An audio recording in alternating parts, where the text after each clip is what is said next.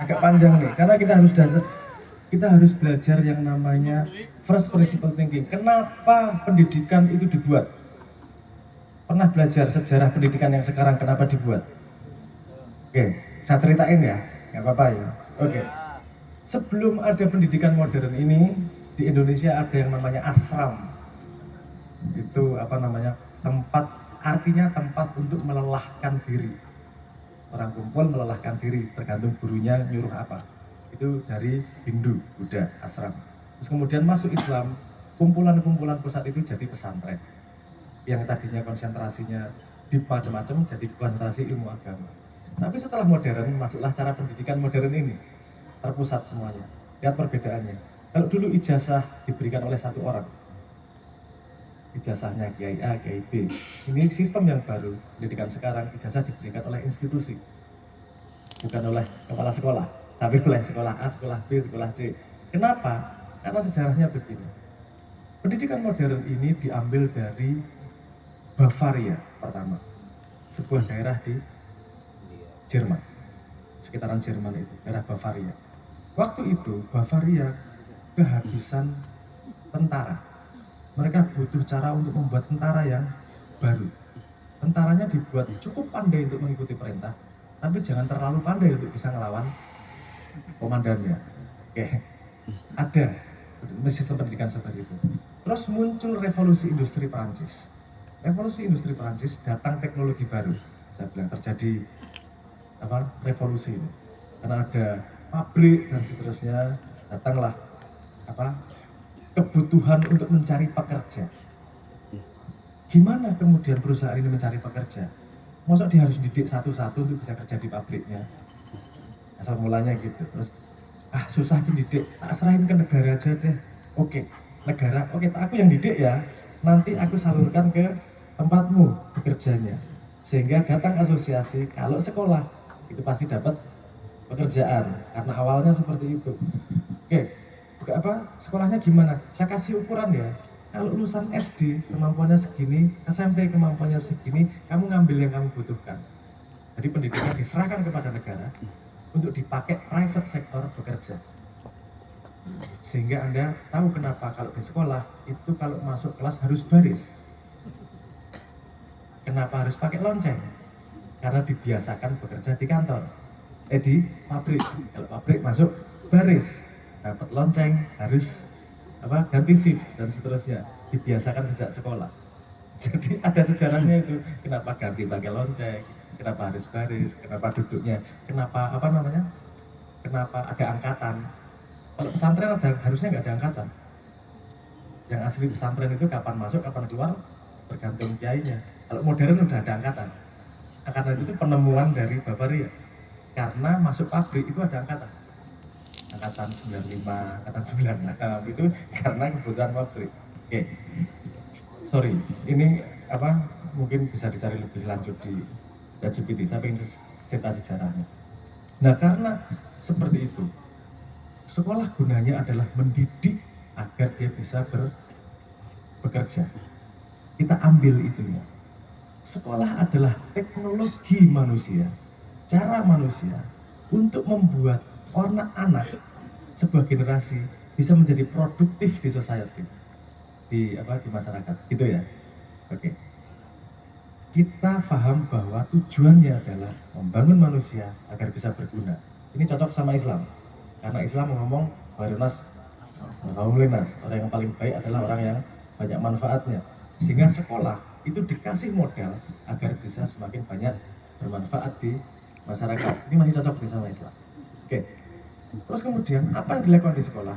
Di sekolah itu yang disebut sebagai just in case. Kamu diajari apa saja, siapa tahu kepake di masa depan.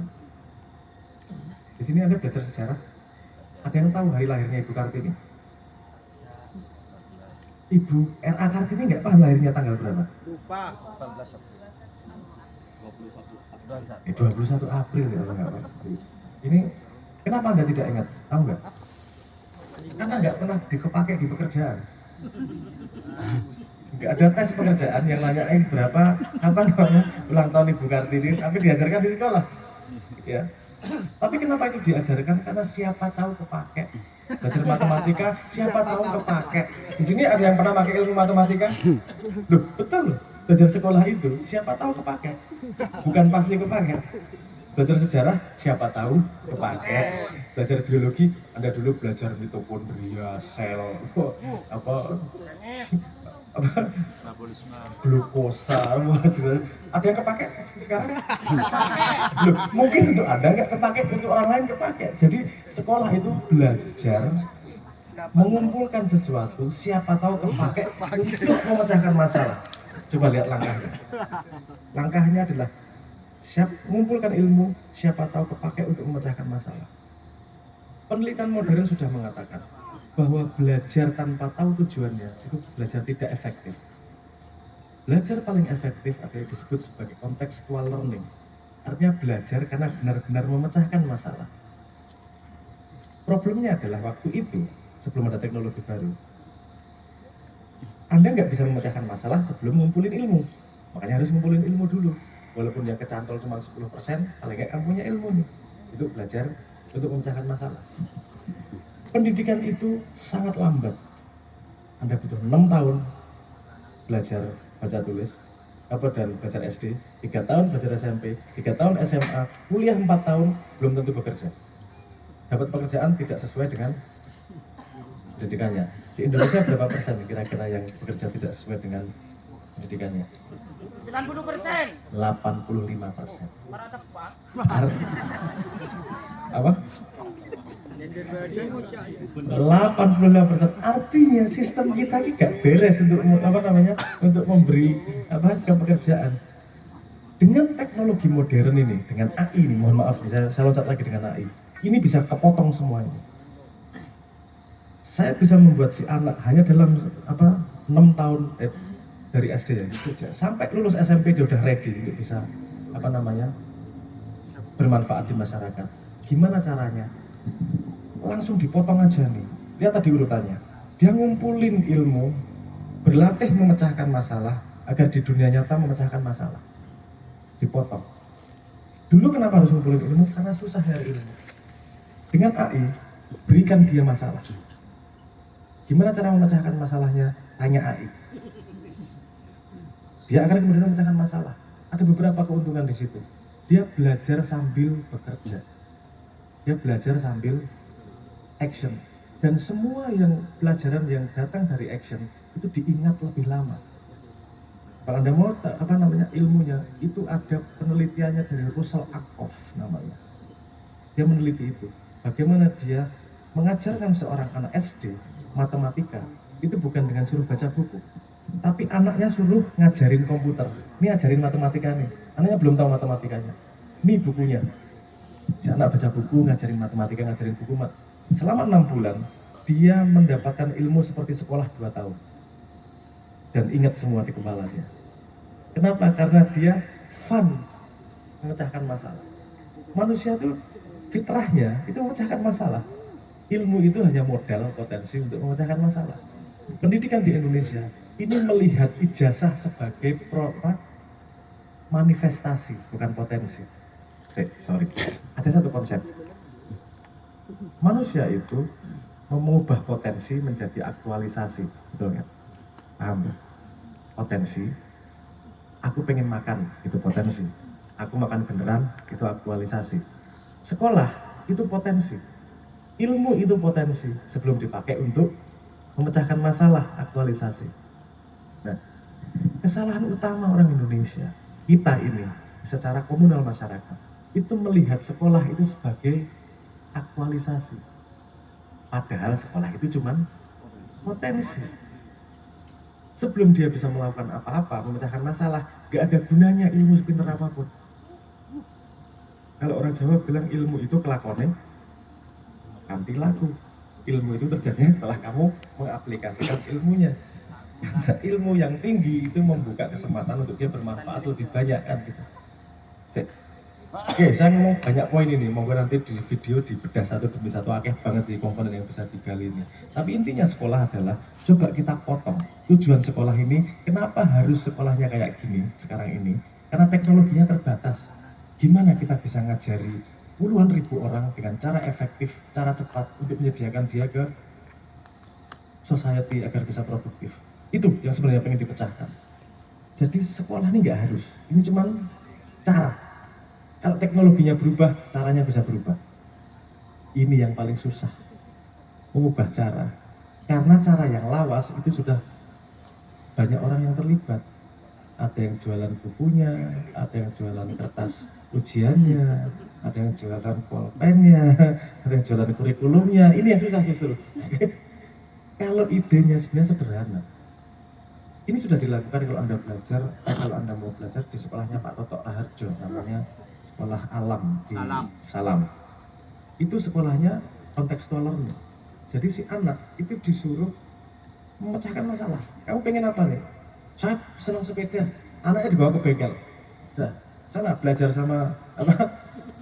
Pak bengkel sepeda. Udah, dia di situ bikin sepeda. 3 bulan di situ. Apa yang mediatornya, fasilitatornya datang sekali-sekali. Si anaknya belajar apa? Belajar sudut, belajar hitung-hitungan, belajar skill, dan bahagia melakukan karena pulang pakai sepeda buatannya sendiri. Si anak juga dilatih memecahkan masalah, bukan dilatih argumentasi dan cangkeman. Dilatihnya memecahkan masalah benar-benar. Karena nanti manusia itu gunanya apa? Memecahkan masalah. Masalah apa sih yang kamu pecahkan? Ada yang ngomong nanti, oh, gue kecangkeman lu, aku ngejak gue memecahkan masalah ini. Karena masalah di depan matamu tuh banyak loh. Cuman mau handle atau enggak gitu. Misalnya gini, contoh gini. Ketika dia di rumah, Anda melihat ada kotoran di pojokan, itu masalah atau enggak? Langsung ada bersihin enggak? Yakin? Yakin langsung ada bersihin? Itu yang penting. Memecahkan masalah itu otot. Dia harus dilatih terus menerus. Kalau si anak melihat masalah langsung memecahkan, melihat masalah langsung memecahkan, gedenya akan jadi orang yang dicari banyak orang. Karena dia mampu memecahkan banyak masalah dan nggak resah disuruh. Dan itu nyambung sama Islam. Khairun nas, alhamdulillah. Sekarang ini di sekolah, masalah yang dibuat itu masalah artificial, masalah buatan, ujian itu masalah atau enggak? Ujian, PR, masalah enggak? Masalah, tapi masalah yang dibuat gurunya, bukan masalah sebenarnya yang dihadapi. Ini saya kasih cerita sedikit tentang kejadian di tempat Pak Toto Raharjo itu. Si anak itu disuruh menceritakan, kamu di rumahmu kayak apa sih bentuknya? Ceritakan sama kita ya, digambar. Jadi ada 2 anak gambar rumahnya. Yang satu anak orang kaya dengan garasi dan segala macam.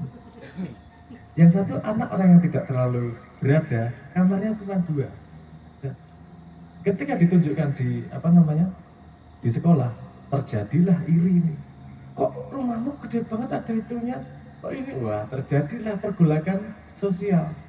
Di situ si anak dilatih untuk mengetahui perbedaan dan memanage perbedaan. Apa yang terjadi kemudian? Anaknya orang kaya ini ngajak si anaknya ini ke rumahnya untuk main, dan kemudian mereka berinteraksi secara sosial. Lihat, hanya dengan suruh bercerita rumahnya, terjadi kesempatan interaksi untuk mendewasakan si anaknya. Dan ini masalah sebenarnya atau masalah buatan? Ini masalah sebenarnya. Si anak dilatih masalah sebenarnya, jangan dilatih masalah buatan gitu loh maksud saya. Kalau belajar matematika, nggak harus hitung-hitungan. Anak saya dulu yang paling gede, ketika masih kecil, matematikanya bodoh. Nggak mau kalau hitung-hitungan matematika. Tapi kalau ngitung Shopee cepat. Akhirnya dia